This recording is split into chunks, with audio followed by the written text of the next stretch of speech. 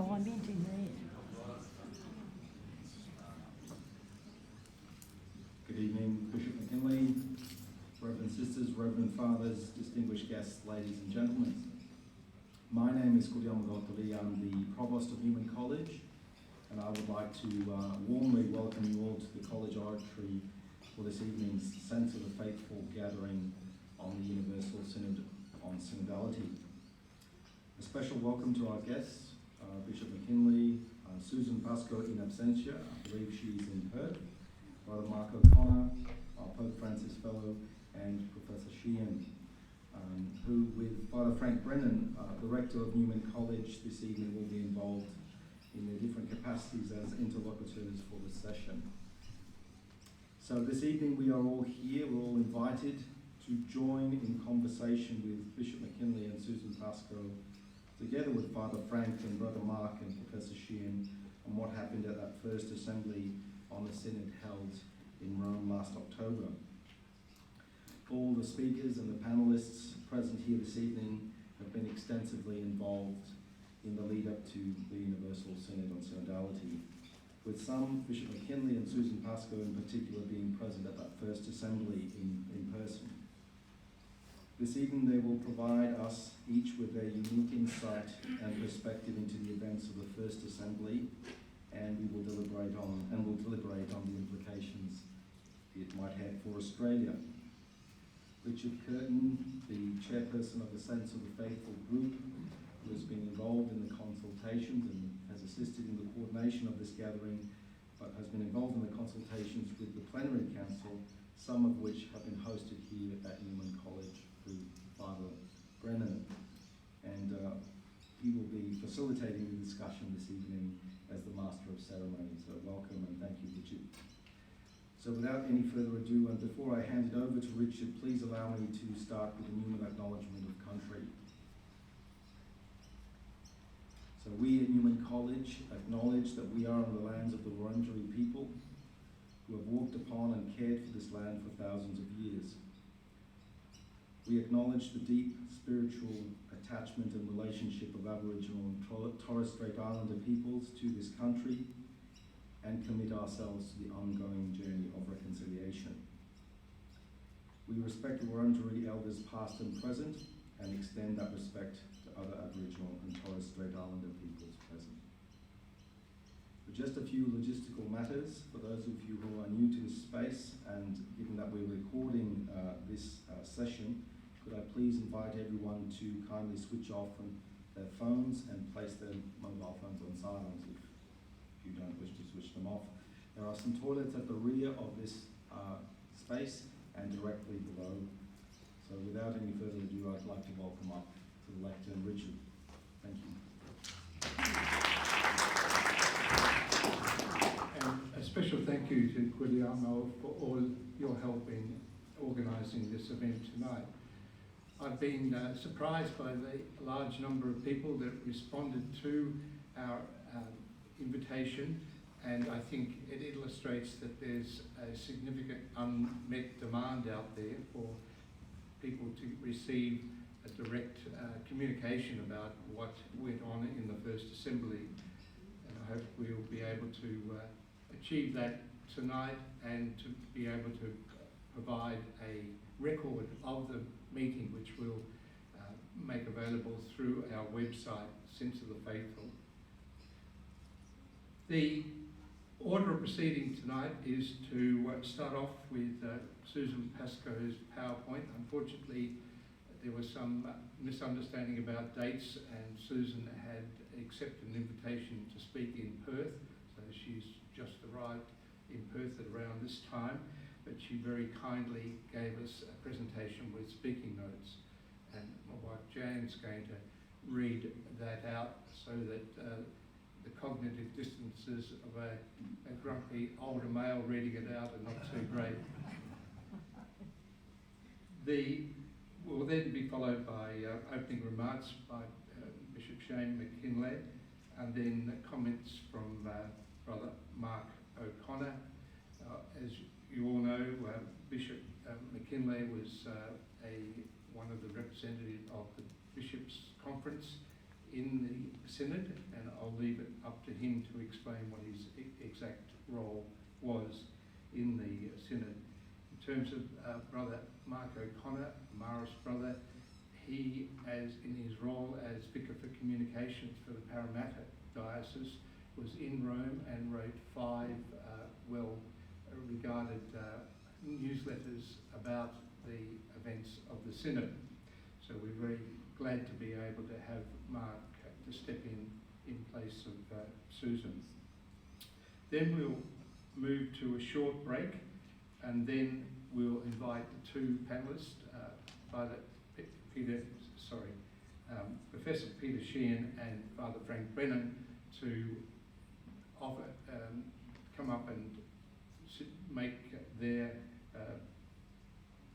put their questions to the 2 main speakers, and then we'll open it up to the floor for further questions. We've also made an effort to provide an opportunity for people to get together as a social event after the proceedings formally end, we hope at 7 o'clock. And we're very fortunate in having access to the parapet outside, which means that people won't have to stay in a crowded room. And also we've got access to the law library, which can take up to 25 people. So there's an opportunity for people to mix and to get out into the open. So without any further ado, I'd like to ask Jan to read out Susan Pascoe's notes on her presentation.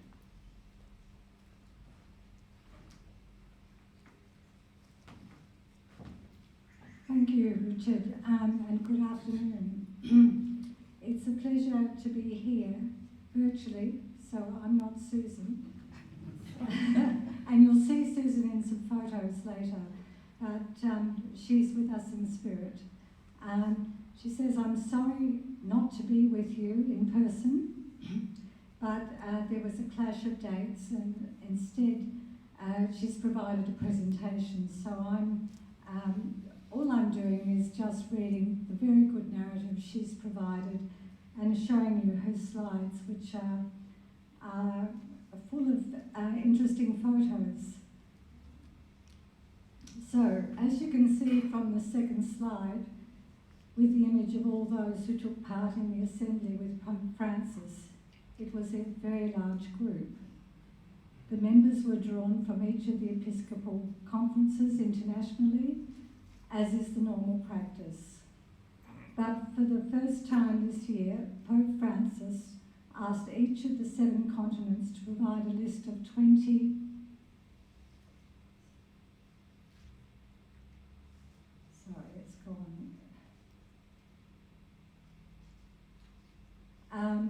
in slide 3, you get a typical image of Paul VI Hall.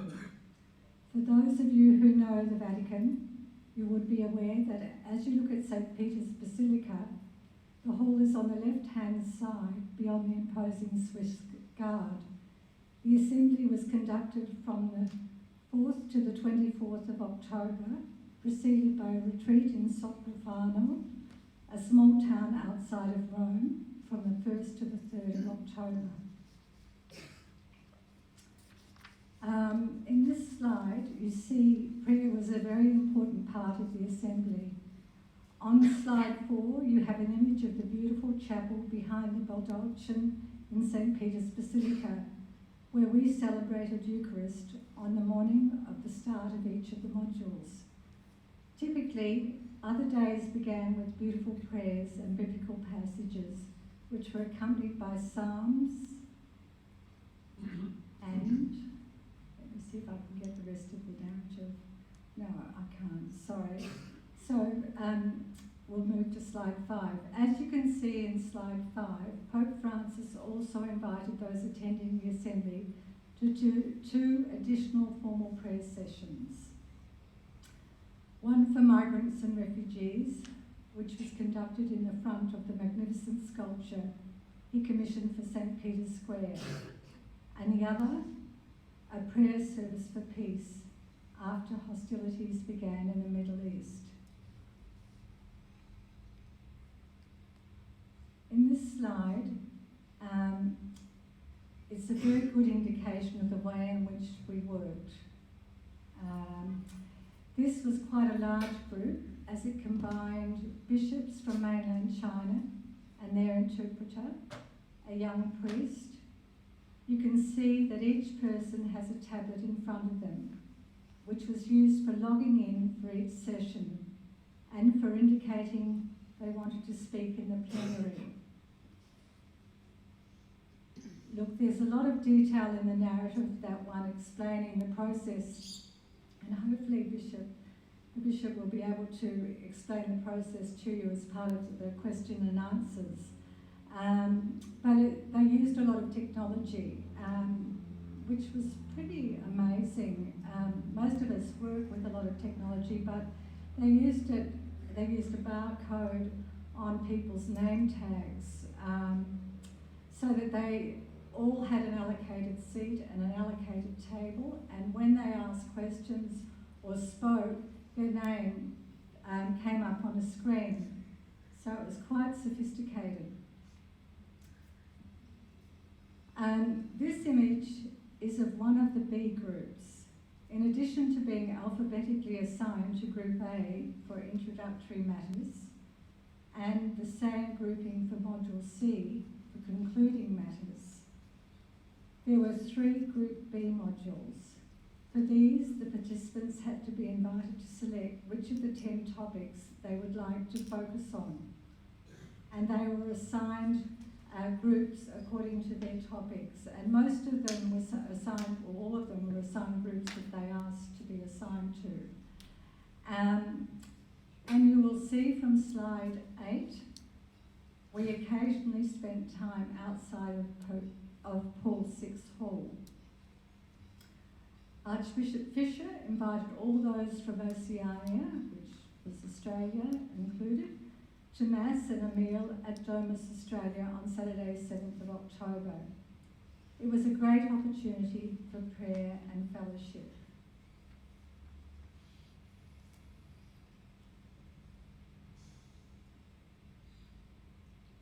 In addition, this is a lovely photo. In addition, in slide 9, you will see other formal events that occurred. One was a reception hosted by Chiara Porro, the Australian ambassador to the Holy See, for all the members from Oceania. Most attended to give you, it gives you a good indication of who came from our region. The other event is an afternoon tea for women, which was hosted by the US ambassador to the Vatican. And you can see Susan there in the red and white at the front on the left. And that was a very joyous occasion. So this is another great slide. So Susan slipped this one in after an unexpected encounter with the Pope. Pope Francis attended most of the plenaries and typically arrived a little early in his wheelchair to spend time with people. On this particular day, he was very early, as was Susan. Sister Barron, President of the International Union of Superiors General, and I decided to take a walk, and there they encountered who but Pope Francis. So he was very happy to have a photo, and when she showed this to her family back in Australia, they were horrified that she still had a runners on. It's a great photo though. Okay, so this is more or less the final slide. Finally, on slide 11, this is a beautiful image from the balcony of the building where many of the senior Vatican officials live above the dicastery for the doctrine of the faith, next door to the Paul VI Hall. We had been invited by Sister Natalie Beckhart to an aperitivo and to listen to the Angelus, which is delivered each Sunday at midday. And Susan's included this photo because she thinks it's a very good metaphor for the church at the moment, with dark clouds on one side, separated by a rainbow, and light clouds on the other. And I think that's the last slide, so thank you. Special thanks to Susan for making this such an easy task. Thank you, Jane, for that. Now I'll just move it to the next presentation and we'll hand it over to Bishop McKinley.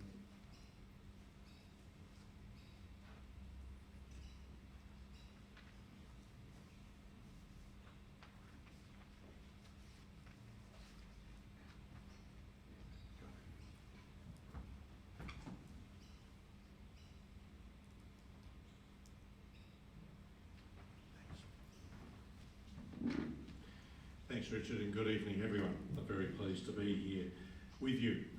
I was going to wander around a bit, but I'm aware that the cameras are pointing in this direction, so I'll try and behave myself a bit. So, really good to hear and see Susan's pictures of this first session of the Synod and of the various ways that we gathered. So I'll try and avoid doubling up on things that she's already told us and make some comments about the process, both initially broadly and then specifically about that session, and who was there, how it worked, and what we've come up with. So, important to remember the full name for the Synod. It's not a Synod on Synodality. I know we all keep saying that, but it's a Synod for a Synodal Church, with the subtitles Communion, Participation and Mission. So it's a Synod which is aimed at not an academic study of synodality, but which is aimed at the synodal conversion of the church, aimed at helping us to understand and to move ourselves so that each part of the way that we operate as church becomes more synodal. That is, becomes something that is better suited to building up and strengthening our communion with one another and with God, to renewing our commitment to living out our mission, and to facilitating the broadest and most substantive participation possible from all people. So it's aiming at the synodal conversion of the church. It's aiming at action, not just at words and at discussion. It's a 3-year process. It began 2 years ago and will conclude formally with the second session next year.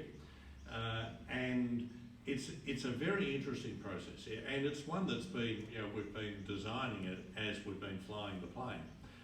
If you remember the initial one, it was a flatter timeline and it finished with the first session. They've added a second session and they've added this other dimension of circularity. They're calling it restitution. They can't help themselves translating into English with words that just do not work. It's a circularity. It's a returning to people. So it's not a simple progression onward and upward. This is a process that goes forwards but keeps coming back to check in and to get further input.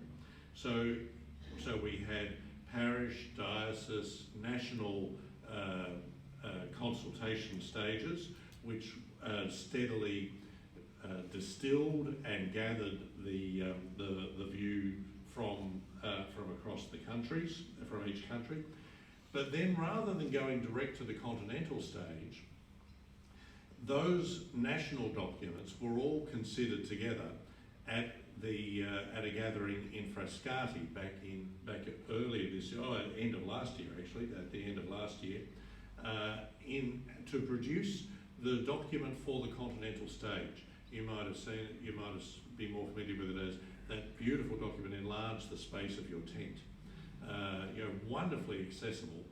And accessible, it was a shock that a Vatican document was accessible. It was also a shock that people found that their questions, their concerns, their hopes had been heard and were being articulated, were being recorded, and so the continental reflections, which for us happened in Fiji in February, at this stage those continental assemblies, they were informed not just by what we were bringing with us from our various countries, but also by what we were hearing from the other continents of the world. Essentially, on a worldwide stage, we were doing something of the process of conversations in the spirit. You know, that three-stage process where you initially offer what you bring from your prayerful discernment, then in a second stage listen, offer what have I heard when I listen to the other people, which then informs the third stage of discussing together, open discussion together. In a sense, that's what we were doing at the continental stage. We were not seeking to put forward again what we'd already put forward in our national documents, but to consider further in light of what we'd heard from the other countries that were presented then in the continental stage, the document for the continental stage. That then resulted in the Instrumentum Laboris, the working document for the Synod, which was the end, if you like. They don't mark it here, but really that's the end of phase one. Phase one, which is a gathering together, a collating and a distilling of the questions, the hopes, the concerns of the people of God through this circular process. At this point, which begins with the first session that we've just had in October and runs through to the second session next October, what we're doing is moving to a second phase of, if you like, if you remember that wonderful phrase from Gaudium et Spes about identifying the signs of the times and reflecting, interpreting them in the light of the gospel. The first phase has been about identifying the signs of the times. This second phase is about interpreting them in the light of the gospel. What have we got to say to this? What is our response? What direction do we go? Having heard all this, what sort of response do we seek to make, drawing on our tradition, drawing on the riches of the scriptures? So we've had this first session in October in Rome. There's now another circular moment, another restitution moment. In the letter to the people of God and the synthesis report, which I'll talk about later, where the fruits of that initial discussion is offered back to the people of God for further reflection, which will then inform the second session here in October 2024, which will need to come to decisions about what to recommend to the Pope, and will then set the basis for the implementation stage, which is not part of the formal stage. The formal synod as such will conclude there, but obviously the life of it will go on beyond that. Who was there? Susan described this a bit. This is a fairly normal array of people who would attend a synod, except for this group here. There's a couple of other additions, but this is the really significant innovation. 77 from the continents. The president of each of the bishops' associations or federations of the continents, plus 10 people. We had a whole process for nominating them from the countries and the continent, and then a discernment in Rome selecting from the 20 that we put forward. And those 10 people were not bishops. So there were a few priests, there were some deacons, there were religious, there were lots of lay people. And all of those were included, and all of those had votes. Along with the religious and lay people who were nominated in the Pope's group of nominees. So about maybe 100 more than would normally be at a synod as members, and very significantly the first one where people other than bishops had votes. So women, but men also, lay men, and priests and deacons. along with a dozen participants, not observers. The fraternal delegates from other Christian churches participated fully in everything right through to vote. So they were fully part of all of our table discussions, and very generous. So these were senior people from other Christian churches who made most of them a full 4 weeks available to participate in the synod process. Some of them had to come and go a bit, but most of them were there for the whole time, and both found it very inspiring and also had really worthwhile things to contribute themselves. A larger group than usual of facilitators and theologians, partly because each table had a facilitator on it, so that's 35 on its own, and then a whole tribe of assistants who were doing various things. So there were around 450 in the hall most days.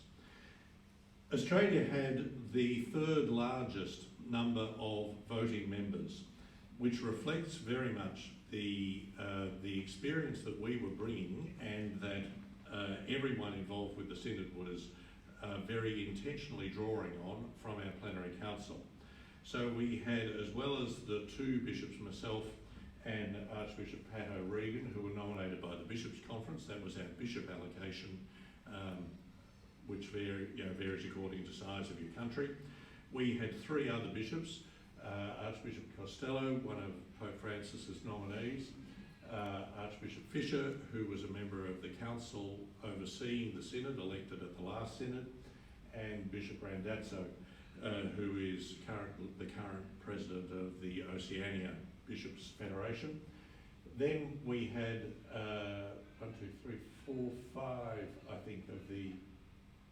5 of the 10 Oceania representatives. A priest, a Syro-Malabar priest, Father Sijish, Chancellor of the Syro-Malabar Eparchy.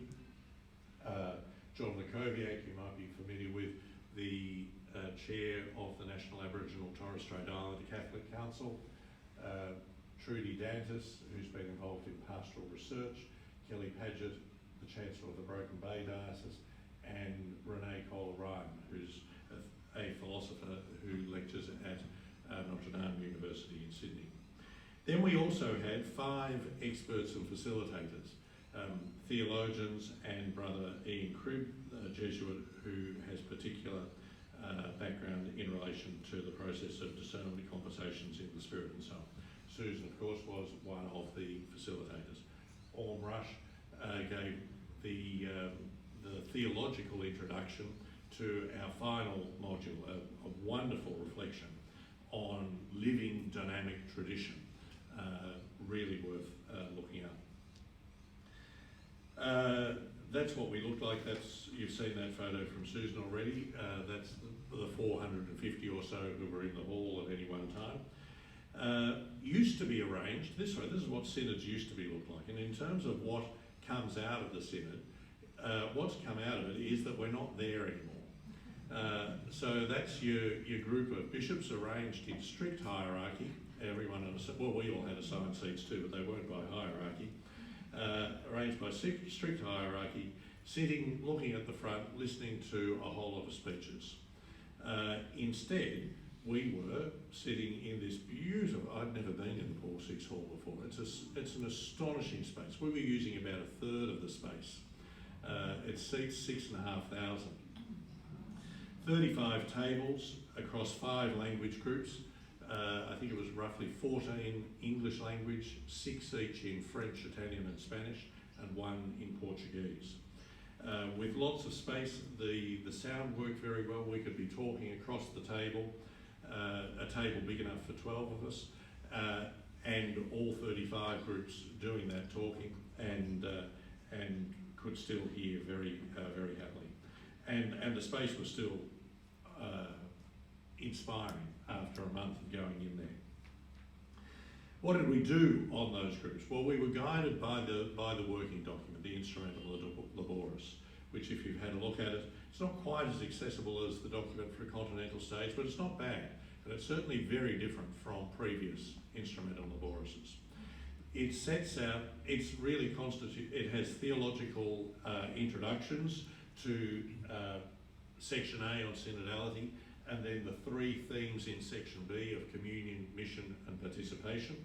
And then it has 15 worksheets, and then we got another one when we were there for Section A. And those worksheets are really a 2-page thing that each of our groups used, full of questions. What do you say about this? What might we do about this? Is this something that we should be thinking about? Very much drawing on what had come through from the Continental reports. We took those, so this is the month. The first 3 days were a retreat away together at Sacrofano, as Susan described. Then we had 1, 2, 3, 4, 5 modules, each of about 4.5 days. We were working about 7 hours a day, a morning and a mid-afternoon to evening session, through to Saturday lunchtime. And the first one was on part A, synodality, looking at the principles of synodality, and all 35 tables did that. In each of the next 3 sections, each table was focused on one of the worksheets. So there were 5 in each of the modules, and we'd each put in our preferences for which ones we were most interested in. At least in the English language, perhaps because we had so many tables to pick from, just about everybody got their first preference of which of the 5 topics in those 3 modules they'd work on. And then in the final week, working on the documents that we produced and discussing what happens over the next year.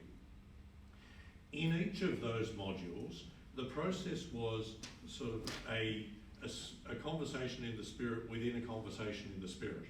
So we began with a half-day session of introduction, theological, scriptural reflections on the theme for that module. Then we had 2 half days in our working groups on our tables, where we had a conversation in the spirit. So those 3 rounds I described earlier, producing at the end of that a 3-minute presentation from the spokesperson that we'd elected for our table. We then had 3 half-day sessions in the whole assembly where those table reports were presented by the spokespeople, and there was space also for other individuals to request to make contributions. We then came back and had 2 more half-day sessions in our tables to finalise our final report from that module, which was not only to draw together what we had to say, but what do we want to say, having heard what all the other tables said. So you get that sort of the Russian dolls thing, the conversation in the spirit, in the conversation in the spirit. And then for the next module, we'd move to another table. So we had long enough on a table to really have substantial conversation with one another, but then we'd move to another table for the next module. It worked very well. What came out of it in terms of documents, apart from breaking the mould of what synods and councils and so on might be in the church, and here is the other role that I had that Richard was referring to earlier. There was they called it a synthesis report commission, which was 13 of us in the end, 3 ex officio, plus one from each continent, elected by the people from that continent, and I was the one from Oceania, and then another 3 appointed by the Pope. And we were responsible for giving direction to the theologians and writers, reviewing what they produced, eventually approving that for presentation to the Assembly, and approving that for presentation to the Assembly. We decided that there should be 2 documents. Once it became apparent that the report itself would be a fairly significant and lumpy document. A letter to the people of God, which is 2 pages and which is designed to be an introduction to what we were on about, and a brief description of the experience, and an invitation and encouragement to the people of God to participate in this process over the next 12 months and whatever happens beyond that.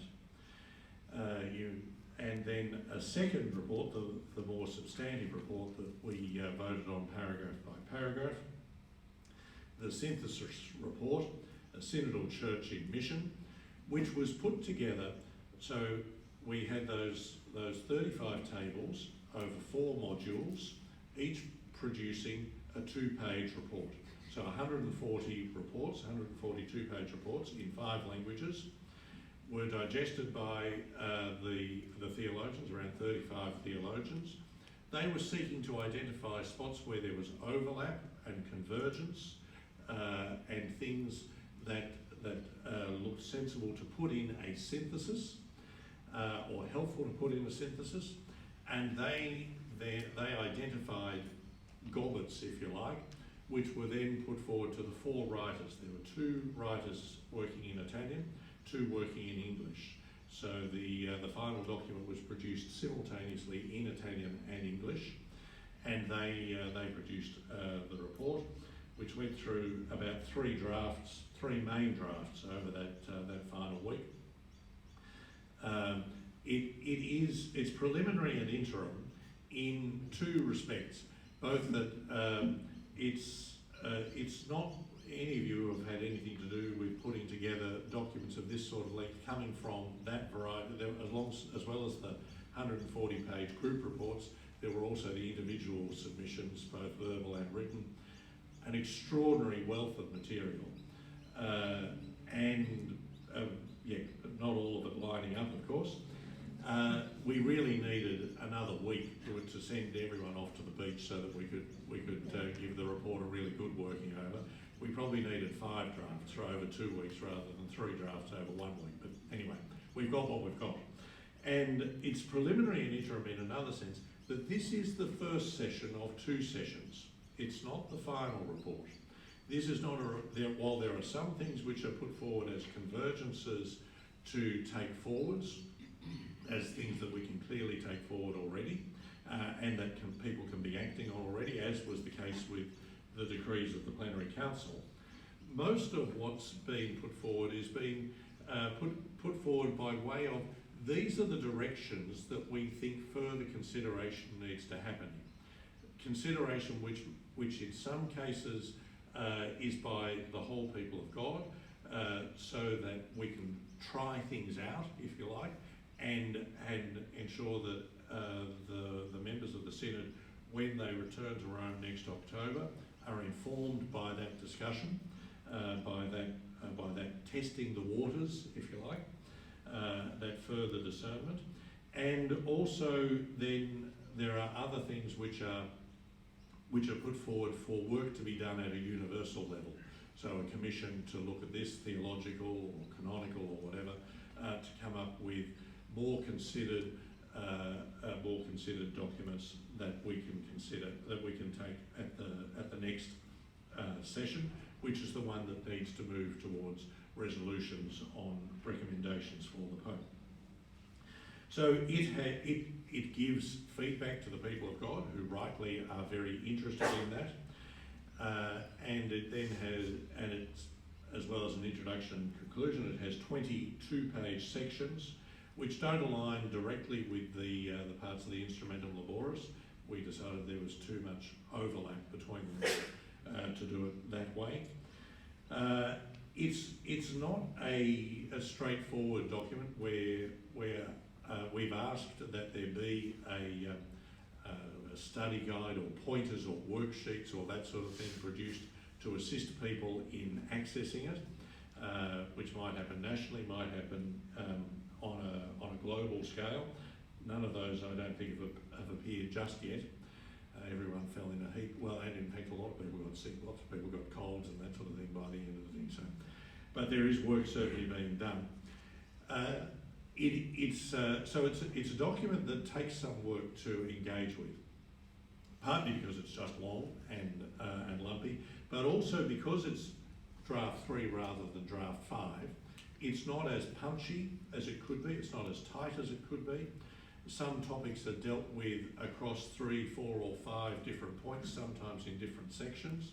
Some of the classification under like I see some of the things under proposals, and I think that's actually a convergence, that's not a proposal. And it's written in short paragraphs that don't necessarily follow to produce a prose narrative type thing. So there are some really significant things that don't have much lead in or build up or clearly the highlight of a 2-page, but actually have real substance and punch in them. I think it's aging gracefully. Initially, everyone went to what are the things they were most interested in. It makes a lot of sense. I do the same myself. But as people have looked at it more, and often I must say people thought, well, it's not what I would hope for. And that's, I think, largely thinking of the whole process of when we finally get decisions. That's not the whole thing going on, but that's part of what's going on. But as people are engaging with it more, they're saying, oh, look at that bit there, that is actually really significant. You know, for instance, saying that on matters to do with sexuality and gender, we need to be listening carefully to what science says and to what the people involved in those situations say. That's really significant. And the other thing to say is that there are very strong endorsements about directions to go, both in terms of action and in terms of further consideration. And each of those, as I say, were voted on paragraph by paragraph and got a minimum of 80% of those there. We needed 2/3, we got at least 80%, and in most cases it was 90% and above. So from very senior leadership of the church across all of the cultures, and having sat with one of the benefits, well, it wasn't only on English tables, but it was very pronounced on English language tables. We had people from every continent. The cultural background that people bring really matters. You know, and I mean, I think I would have said that before I went there, but having sat with people for a month, I say it in a different way. And the appreciation and the perspective that people have on different questions and issues is significantly different. So to get that level of buy-in from that range of people across the world, I think is enormously significant. If you haven't already got those documents, you can readily get them at the Synod website, which is, unlike many other Vatican things, is actually given a sensible name that you can remember.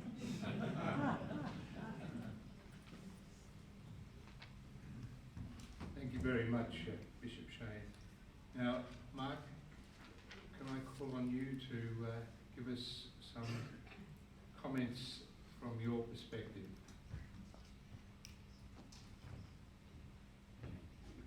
Thank you, Richard. I don't have any, sorry. My comments will be briefer, and necessarily so, because I was not a participant really in the process, in the way that the Bishop and the other delegates were, and also Susie was as an expert. So I was there reporting for the Parramatta Diocese Catholic Outlook magazine as the Vicar of Communications.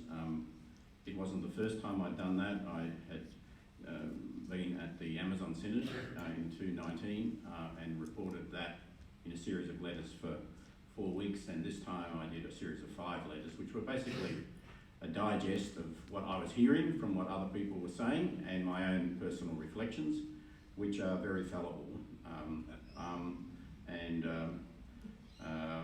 So I'm going to just speak very briefly about under 2 categories. What were the highlights for me, and what I saw as the tensions, I think largely creative tensions that were there and that will continue to exist and are going to continue to exist, I think, long after we're dead, So everybody in this room, don't think it's going to conclude that we know more, that there's a magic wand that can resolve all these things. It's a journey, and I think the people who went through the thrill of implementing the Second Vatican Council, a a lot of them, perhaps in this room, have often had moments of despair and joy about how it goes up and down and in and out and all and around, etc. So, you'll see the results from heaven, presuming most of us get there, without wanting to get too eschatological. And I have to warn you that I'm sort of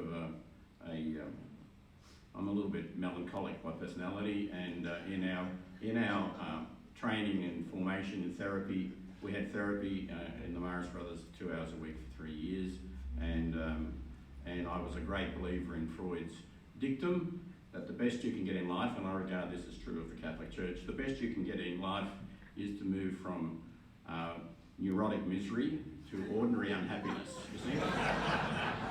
So if you're ordinarily unhappy, I regard that as a blessing. And I was ordinarily unhappy, I was a lot happier, ordinarily unhappy, during this latest synod than I was during the Amazon synod, because I think the highlight for me was especially Orm Rush's talk, short, brilliant talk about revelation, in a sense the Dei Verbum, brilliantly using the early Cardinal, the early Joseph Ratzinger, and his thoughts in the production of, who was one of the people involved with Rana in discussing the concept of revelation, used in Dei Verbum. And that debate, that highlight for me is and I saw it at the Amazon Synod, was this, the thing that strikes me is, and that Orm Rush kind of gave words for, is that John's Gospel, that famous thing, Jesus saying, it's better that I go because I will send the Spirit and the Spirit will tell you things that I couldn't possibly teach you. That's not denying that there is a deposit of faith, but it is saying that there is this ongoing revelation. This week's tablet, which just came out online today, which is Saturday, there's a terrific editorial, a short editorial, it's entitled Revelation, and it's about the Synod. And I think the key to understanding as a hopeful Christian and Catholic and disciple of Jesus, and to keep ongoing hope, is to be convinced that the Spirit is continuing to speak and be at work. I'm often reminded of that film Strictly Ballroom, where the elderly couple, or the managers of the dance competition keep on saying there are no new steps. You see, there are no new steps, and the tension, I think, is between those in the church who, rightly, preciously guard the deposit of faith, but others who say, well, yes, that is true, but revelation is not finished, and that there are new steps, and that we can learn new things, or at least we can communicate those older things, older wineskins and newer wineskins, etc. So for me, one of the highlights was that march, or that journey of revelation, was very clear in the process that the bishop has beautifully outlined in terms of what was the process they went through, and the fact that the majority of people, listened. I know there were some stories. We were not kind of those of us. I'm not really a journalist, but I was there in the press rooms. We were not given great access, and the Pope really wanted it to be, kind of confidential what was taking place in the small groups. And I saw what was happening at the Amazon Synod, when the Vatican press office really didn't get a handle on the very reactionary right-wing people from the American Catholic press, the EWTN and others, who basically hijacked the Amazon Synod at the very first few days and kind of wrecked it in a way, because the only thing people could talk about was that stupid story about the statues. And it was. I was at that ceremony in St. Peter's, in the gardens, etc., and it was just a beautiful prayer service run by the Franciscans, with an ecological focus, and the statues were basically local indigenous representations of Mary. And yet that was kind of destroyed, that whole positive spirit at the beginning, and it was a continual, the bloke who stole the statues and then threw them into the Tiber, and this was a sort of a distracting thing. So I can understand why Pope Francis didn't actually, wasn't too keen on that process being, if you like, manipulated again. But I think overall, first point, revelation. Second point, the fact that it was very impressive to see admittedly only a very small group of lay people. I'm just going to read you a quote, so excuse me from going to my phone. But it was basically very clear that the future of the church, as a number of cardinals, Cardinal Blaise Cupich and Cardinal Bob McElroy from San Diego, two people who I have particularly great respect for their wisdom on this matter, said, you know, that it's hard to imagine future synods and meetings of the church that could take place without lay people. And there's a very interesting observer of this whole process who runs the Cardinal Bernardin Centre at the Chicago Theological Union, a layman called Stephen Millies, and he gave this reflection which I thoroughly agree with, which to me sums up a highlight, but also a challenge. And this is his observation. He says, the critical question before the Catholic Church in 2023 isn't about ordination, marriage, sexuality, etc. Rather, it is whether the Catholic Church will be governed by the Bishop of Rome with the College of Bishops in a synodal dialogue with the whole of the people of God, or whether the Catholic Church will be governed on the internet from its back pew by a perspective shaped less by the Catholic Church than by well-funded organisations that call themselves Catholic. This question is about whether the institutional structures of the Church will direct authentic doctrinal development, or whether it will be directed by well-funded voices with different agendas. This is fundamentally a question of whether we are thinking theologically about the needs of the people of God in 2050, when I'll be 95, or the needs of the people of God in 1950. I think that to me sums up what I think is the creative, positive highlight that I saw at work there amongst all sorts of people. Now, yes, just to end, there were tensions, there were tensions. There were some synod delegates. The bishop can't say anything like this because he's, just too discreet, but, there were one or two who walked out, one or two who didn't like the idea that lay people were disagreeing with them. One went out and refused to be at the same table as James Martin, the Jesuit, because of his views on ministry to LGBTQ people. But overall, those tensions, I think, were handled a lot more maturely and a lot more creatively than I saw it happening during the Amazon Synod. And I have great hope for the second session.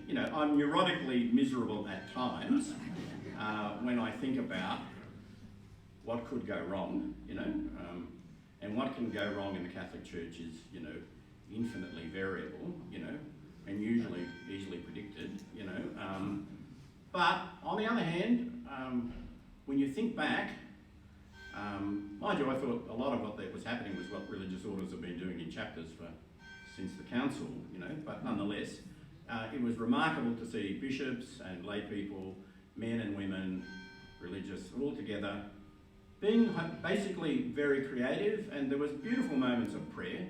I think it was outstanding that an act of genius that they selected Timothy Radcliffe,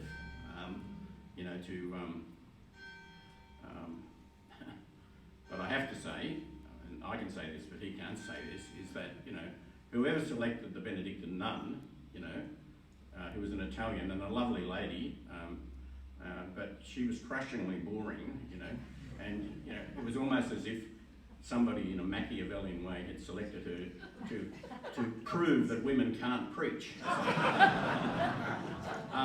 Nonetheless, she was lovely, but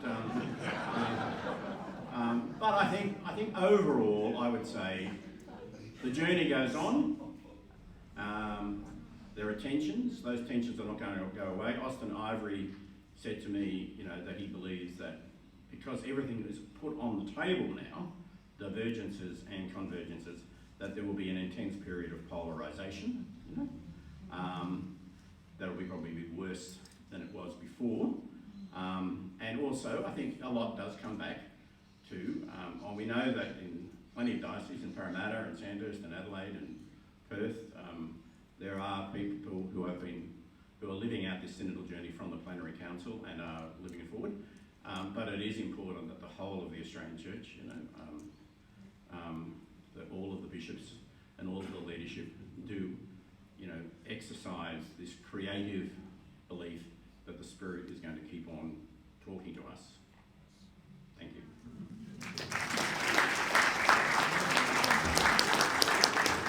Thank you very much, Brother Mark.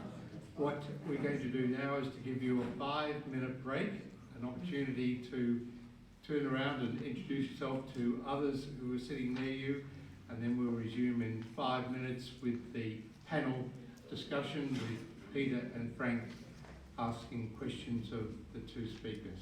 Thank you.